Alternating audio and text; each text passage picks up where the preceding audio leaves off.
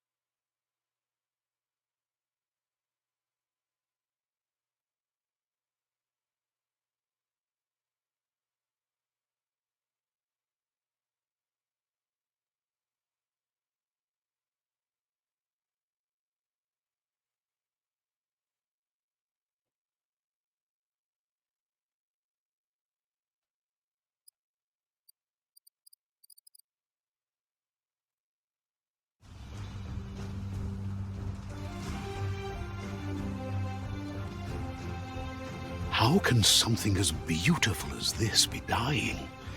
A plague is ruining the land, but the tree of life still stands. Question is, for how long? End is coming to the new world. The tribes stand divided, in need of someone strong enough to unite them, or bring them all down. This is a story with an unusual beginning. So, let's expect an unusual end. Rồi, xin chào anh em. Thì hôm nay mình sẽ giới thiệu anh em con game có tên là Biomutant. Game này mới ra mắt được cách đây một hôm. Hôm qua là hôm 25 tháng 5. Thì đến ngày hôm nay thì game đã bị cho lên thớt rồi. Nên là anh em có thể mua trên Steam với giá là đâu đó là 685.000 hay 700 gì đấy. Hoặc là anh em có thể tải miễn phí trên một số trang web. Đương nhiên là anh em nếu có điều kiện thì lên mua để ủng hộ nhà sản xuất. Thôi còn mình không điều kiện thì thôi mình chơi bản free. Tựa game này thì là một tựa game thế giới mở, chặt chém và bắn súng. Còn đâu về nội dung thì là một thế giới về hậu tận thế, nơi không có con người nữa và chỉ còn các loài động vật. Đấy, như lấy vào đoạn trailer đầu game này cũng thấy đấy. Rồi, mình sẽ chơi thử con game này nhá. Ok, chơi thôi. Welcome to Biomutant. Nào, setting nào.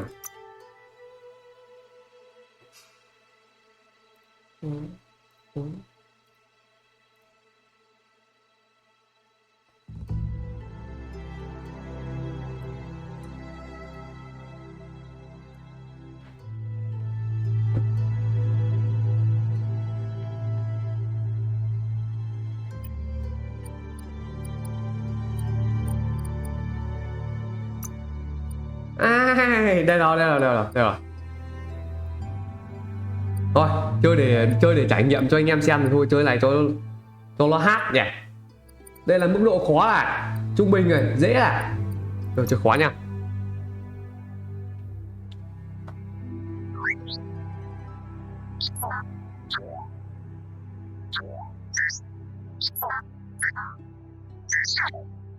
Đây rồi, đây là nhân vật chính của chúng ta đây. Đang làm gì đây? Encode your DNA. What? Đâu trông trông mặt trông ngu đấy. Uầy, tất cả đều trốn anh em ạ. Uầy, con này trông mặt trông dữ nha. Gì đấy?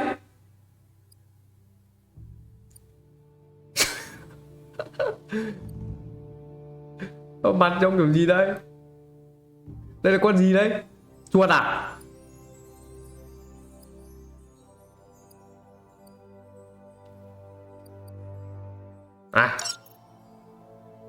Tên à? Gì đây? Define your genetic structure.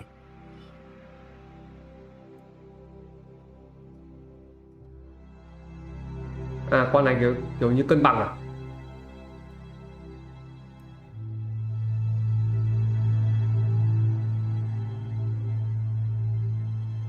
Intel thì người, nếu vì trí thông minh thì người sẽ bé đi còn đầu to lên.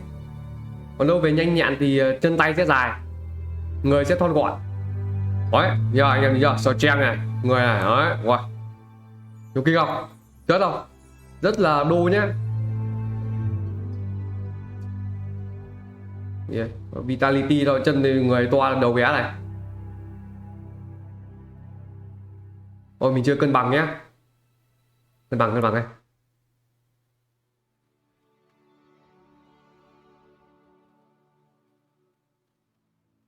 Cho lên tí sao trang đi. Đây cho đây đi. Rồi. Cho phía này đi. Cho đỡ ngu. Cho về Intel đi. Rồi ok. Choose a genetic resilience. Cái gì đây?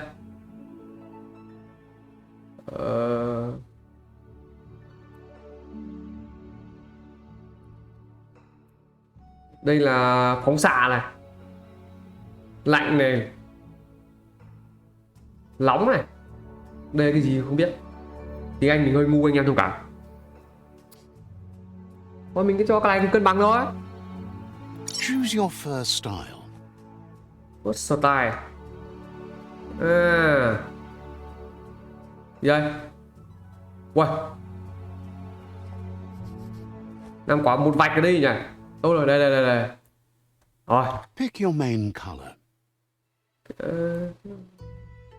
Màu lông à? Được. Yeah.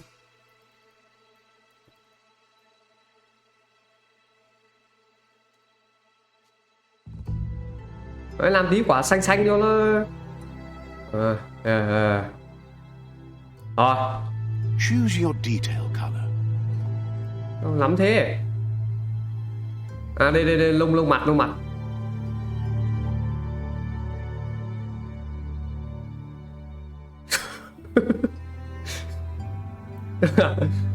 Rồi đó anh em. Này cho nó dễ giống với một cây cối cho dễ lẩn trốn nhỉ. Rồi. Đấy. Đúng màu xanh của thiên nhiên nhá. Pick a dead-eye mercenary. Wow. Ninja. Đâu? Samurai. Dead-eye. Đây là mercenary. Dead-eye. Dead-eye. Commando. Súng à? Psy-freak. Wow. Con này chơi về hệ phép thuật à? Saboteur. Em này chơi xong kiếm này. Sentinel. Saboteur. Psy-freak. Commando. Dead-eye. Thằng này thì kiếm to này, kiểu như trường kiếm ấy, với súng. Mercenary. Chơi thằng nào rồi anh em? Bây giờ nhiều này, cái chọn thằng nào đó. Nào nhỉ? Đây nha. Mà đây bị che mẹ mất mặt. Dead mercenary. Liệu anh không biết trong game này nó có thay được quần áo không nhỉ? Dead-eye. Mercenary. Dead-eye. Ai vừa kiếm vừa súng. Commando. Psy-freak. Saboteur. Psy-freak. Sentinel. Mercenary. Rồi.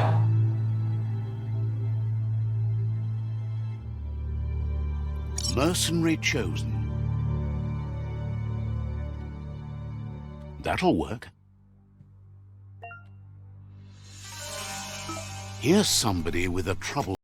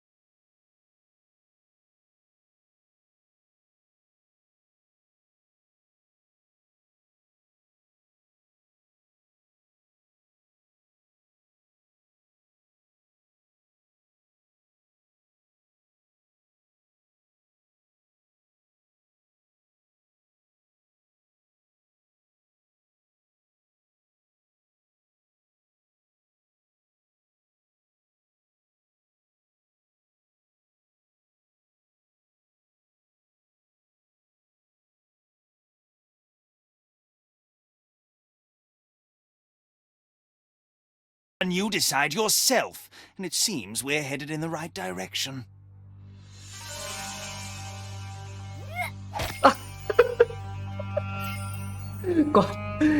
con màu trắng bị con màu đen nó đánh cho, tại vì mình chọn đắc mà. Như nào rồi? Nó đi bừa đâu này đi. Right is always right. Bên phải luôn luôn đúng á. Đúng lại. Gì đấy, có tiếng gì đấy? À, mình vẫn có súng. Stories of death and the bodies left behind. A reminder that we're at the mercy of nature and the one that preys on others.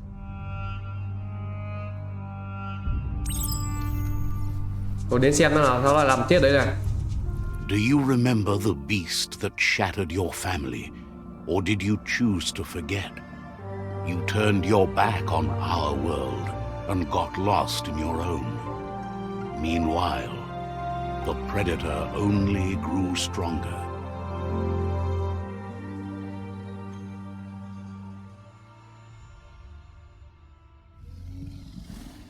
Có đố rồi.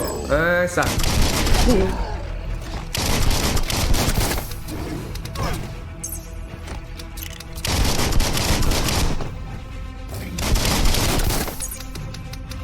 Té.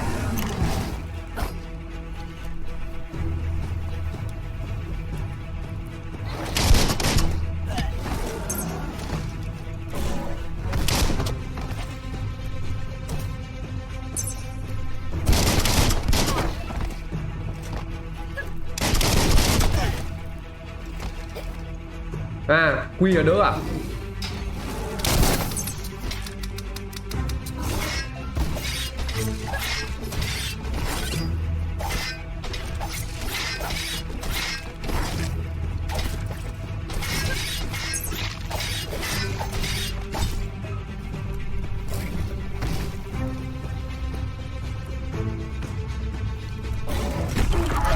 Wow. Chém vỡ gậy luôn. Vỡ chùy. Ông em sau cầm đeo quả bom à? This is not the time nor place to end this story.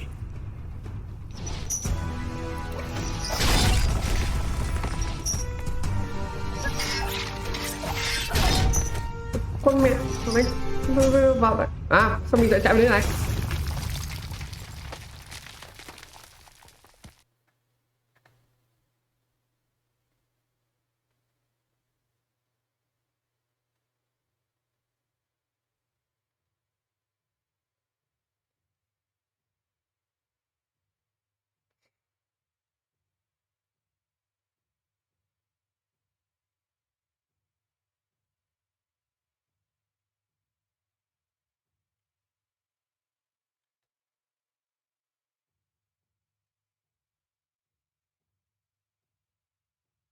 This time, it was best to run and live to fight another day.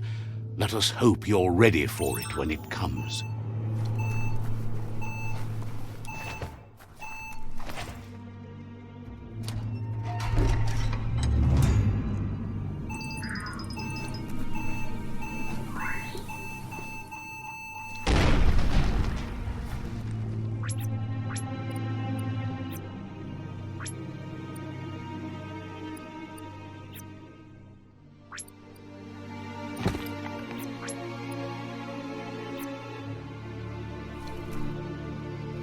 The predator isn't the only threat. The wildlife started to mutate when the end of days began, and the tree of life started to die.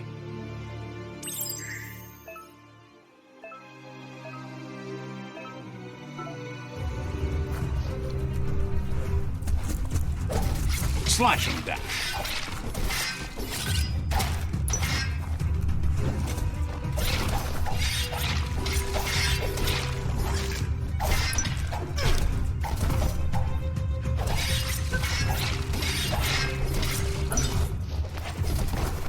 Con game này nó làm cái tiếng lúc mình chém nhau ấy không nghe không sướng tai anh em ạ. Mình cảm thấy không đã lắm. Thế lúc kiểu gì ấy, không như mấy con khác.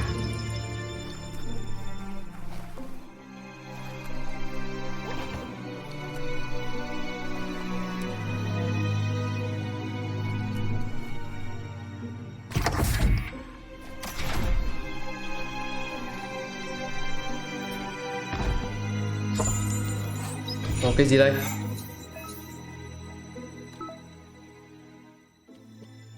Equip nào? Một à?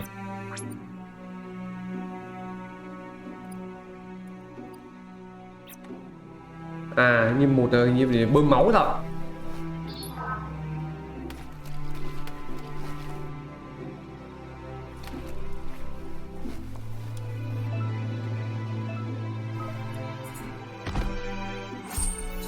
Rồi, bằng gạt đây rồi. Heo di gần đây. 50 đây.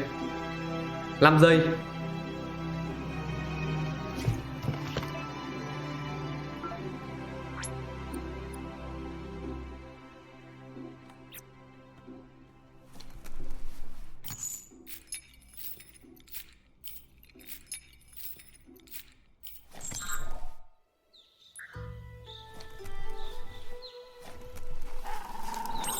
The oil sludges everywhere.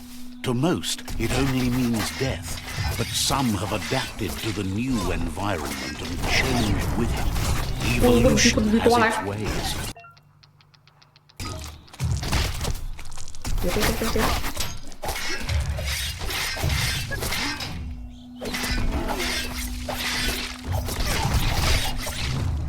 À, mình còn nhảy lên đầu mình chém này.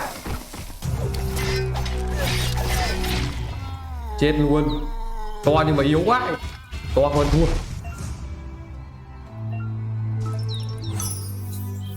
À, mình đánh nó mình còn nhặt được đồ trong lúc nó chết nó rơi ra đấy. Rồi, nhặt nào.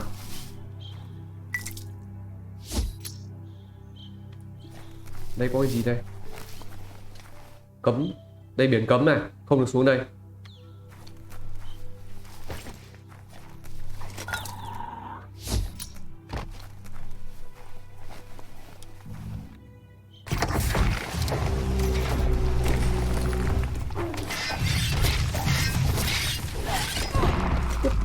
Con lợn xa lắm. Feeling fierce. Good hit.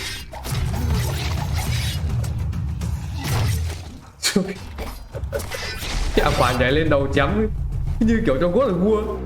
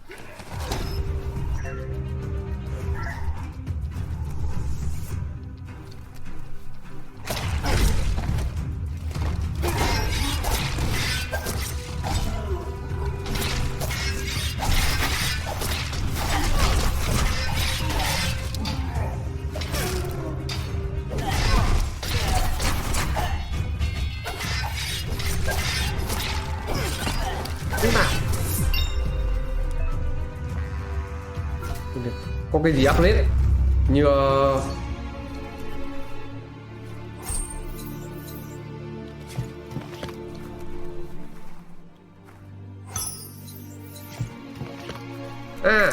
nhận được kiếm mới rồi. Rồi ấn tab. Đây mình level up đây.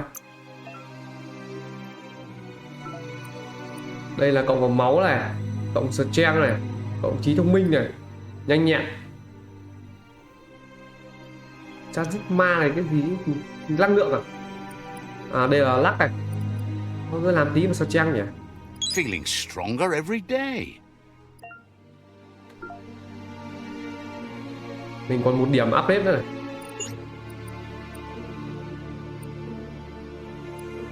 Up vào đánh gần đi. Bật xa thế sau.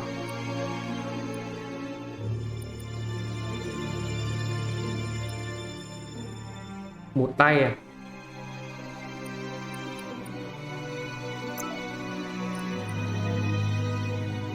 Đây kiếm một tay à?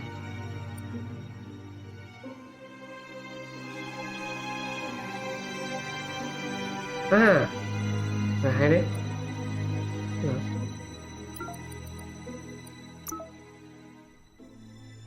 Đây là chân đạp.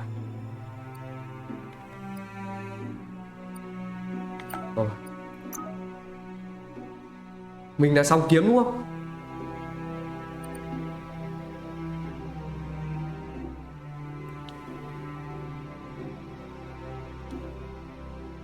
Rồi, tí nữa mình áp xong. Đâu mình một kiếm đấy, xong kiếm đây. Một tí áp xong nhá. Nó bắt mình áp luôn. Ơi. Click luôn gì đâu.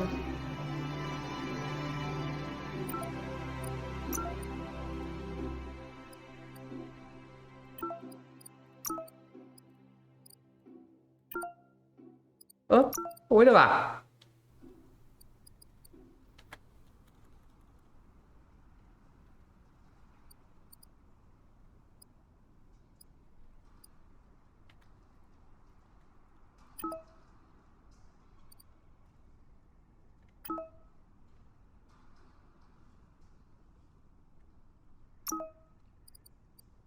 Mẹ. Sao lại không chọn được nhỉ?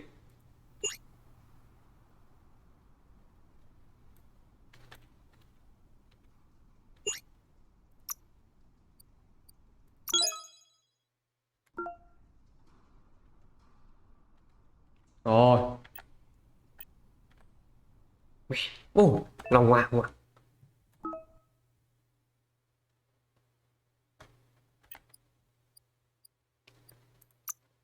Nào, kia đâu?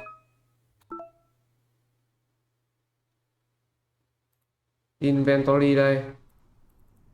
Cái kiếm mình vừa nhặt ra đồ à?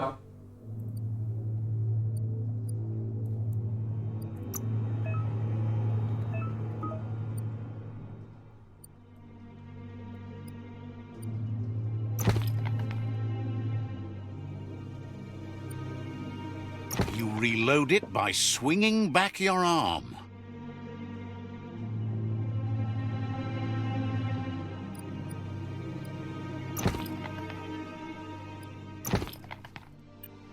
Rồi, đi tới sau. Có game đã.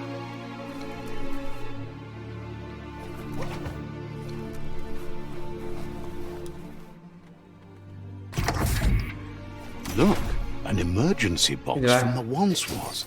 A rare sight. Ui. Cái này thì kiểu như cái để nhổ đinh ấy à? Gọng kim và gọng kim.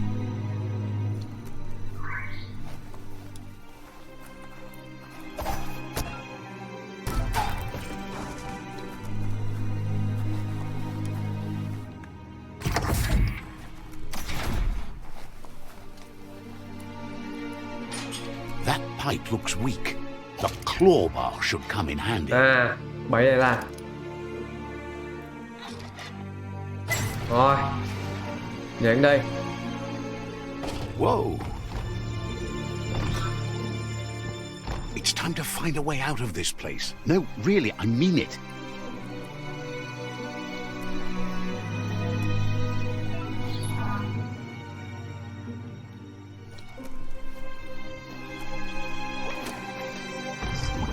Rồi ngon, 2 nhảy.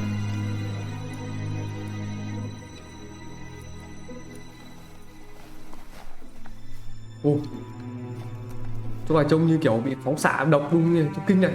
The morks produce biomatter in their multi-organ that they shed under distress. Blobs that affect the cellular coding strands of any living being when absorbed, including you. Crick! Sharp steel.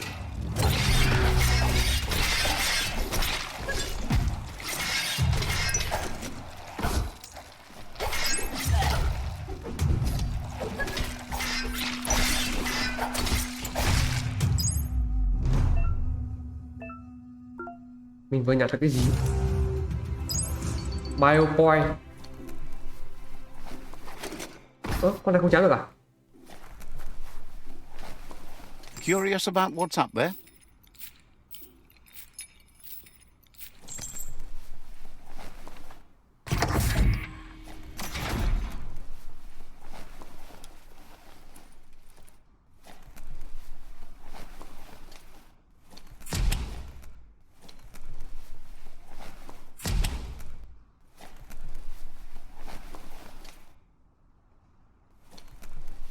Toxanol built vessels called arks to save themselves from the impending doom.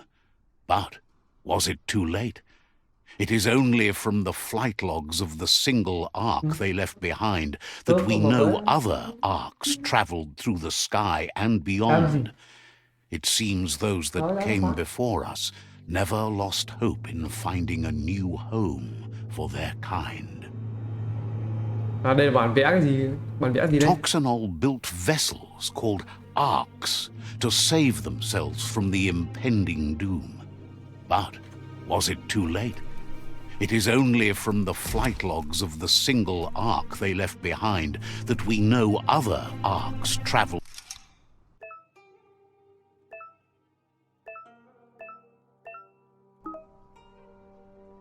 Cái đéo gì đấy?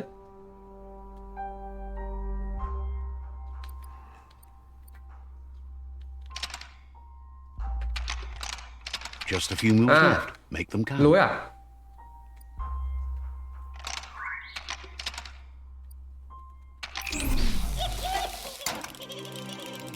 Đét. Cái lối sai bị điện giật.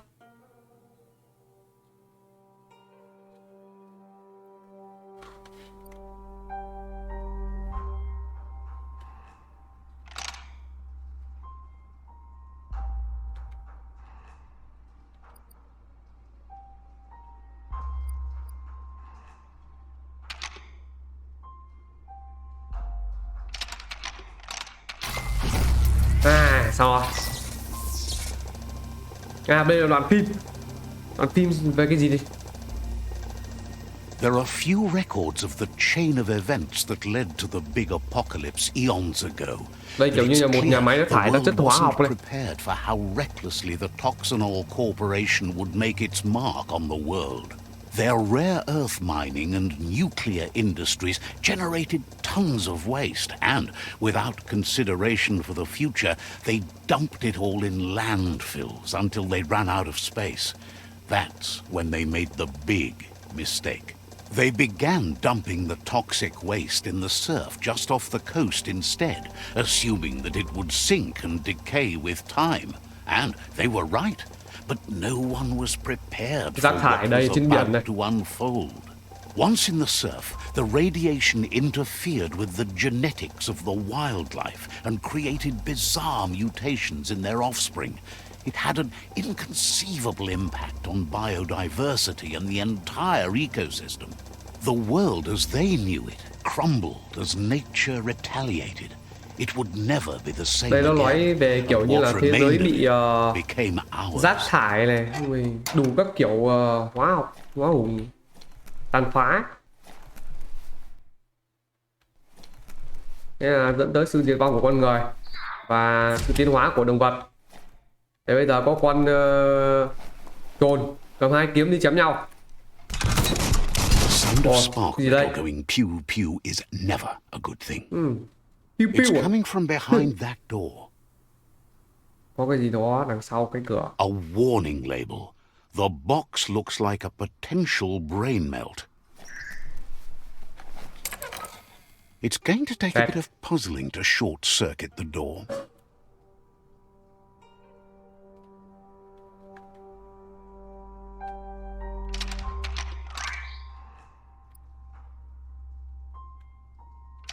Just a few moves left. Make them count.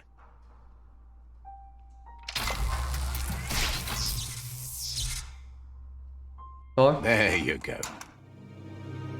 Nào, thằng nào ra đây? Thằng nào? Cứ tưởng có thằng nào sau cái cửa cơ.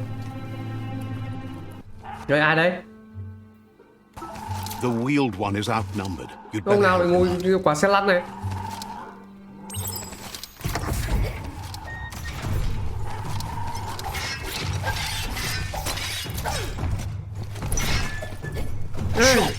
Mẹ con ngu phải xe lăn đi.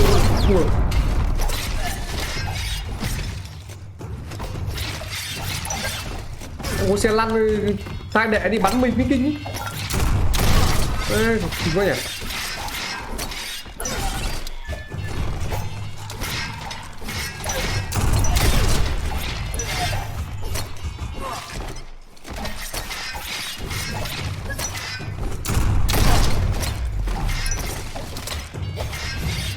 That's the last of them. Let's talk to the wheeled one before backup arrives.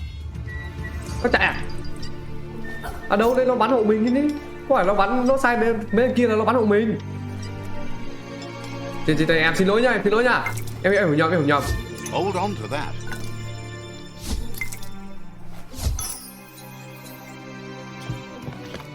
Chết, hiểu nhầm anh ấy, khổ quá.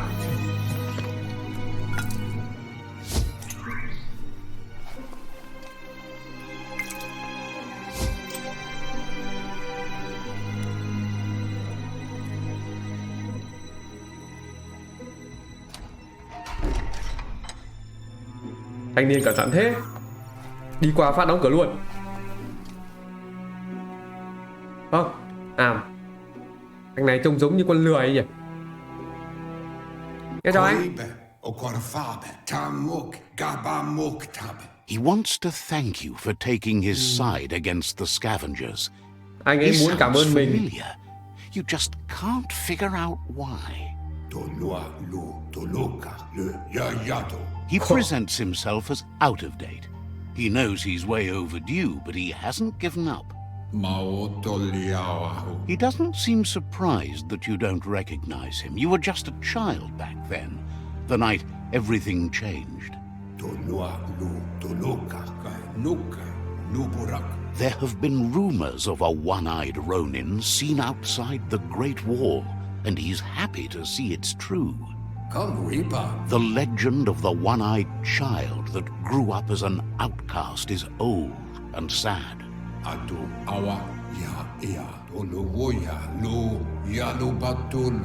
The child could have been anyone, but the evil it had fled had left a mark, a facial scar to remember the past. It's a scar you're covering under that eye patch, isn't it? But he would have recognized you anyways. You look exactly like your Muma. There's no doubt you're the child. Một đây ông này nói còn đâu là ông dẫn chuyện phiên dịch. Your Muma and Popsy was the beginning of the end.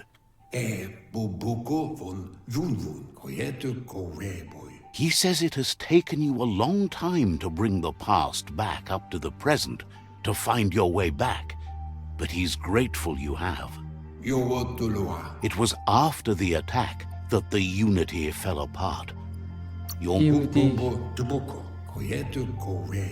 After the old village was destroyed and you disappeared, a struggle between the families erupted, and over time, the disciples turned against each other. Had it not been for the tree of life, no one would have survived. Kéo gì nói lâu thế?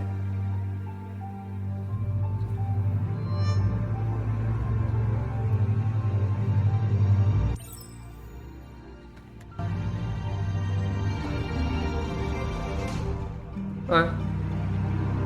Ô, sao mình lại là con khác rồi? Talk to beast before. Ôi, trông kiểu như kiểu rocker nhỉ? Asks if you were tired, as it's a bit of a hike here from the village. He wonders if your Muma knows you are here.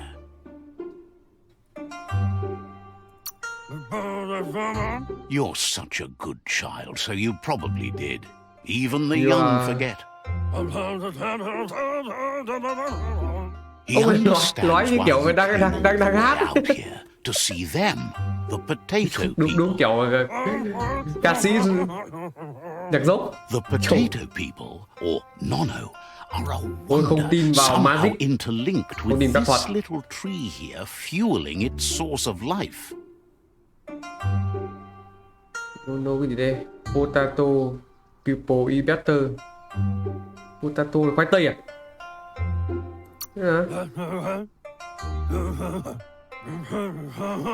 You might be right. Like potatoes, they're packed with energy, an excellent source of ki. The Nono prefer to hide in glitter grass. He says you should get over there and ruffle it. See if you can make one come out of hiding.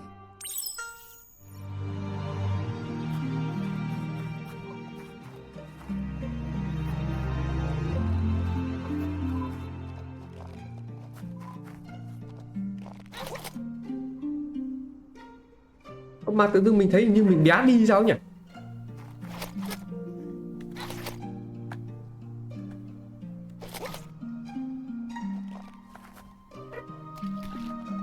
Không đường nào?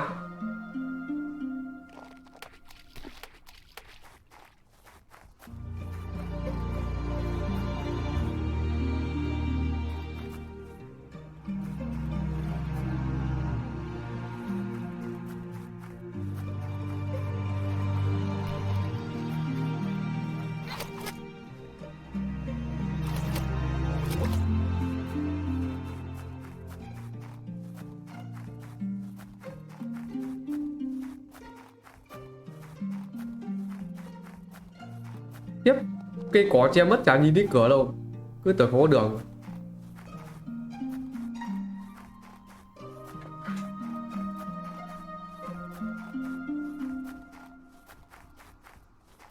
À, đây xuống kia.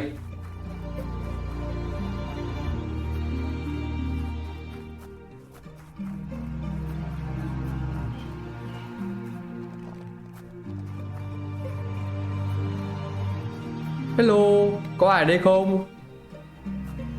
Rồi.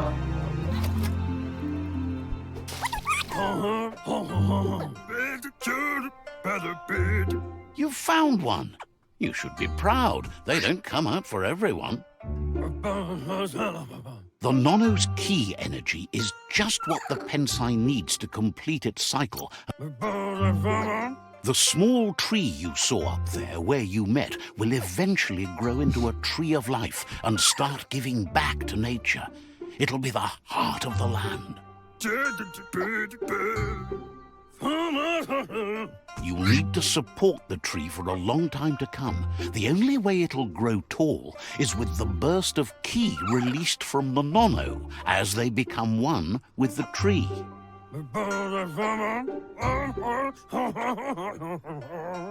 You'll need a net to catch the Nono, and he wants you to use his, but asks you to be gentle. The Nono was sent... Vật cá à? À. Ơ.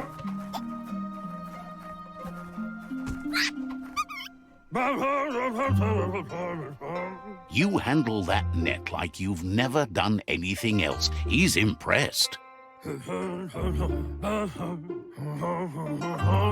He's grateful for all the help he can get. There's lots of Nono out there that need to be guided to the root. Oh, it'll need a continuous flux of ki over the...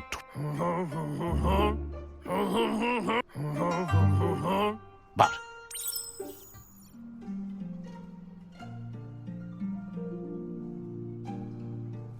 Rồi, ok anh em. Hôm nay thì mình chơi đây thôi.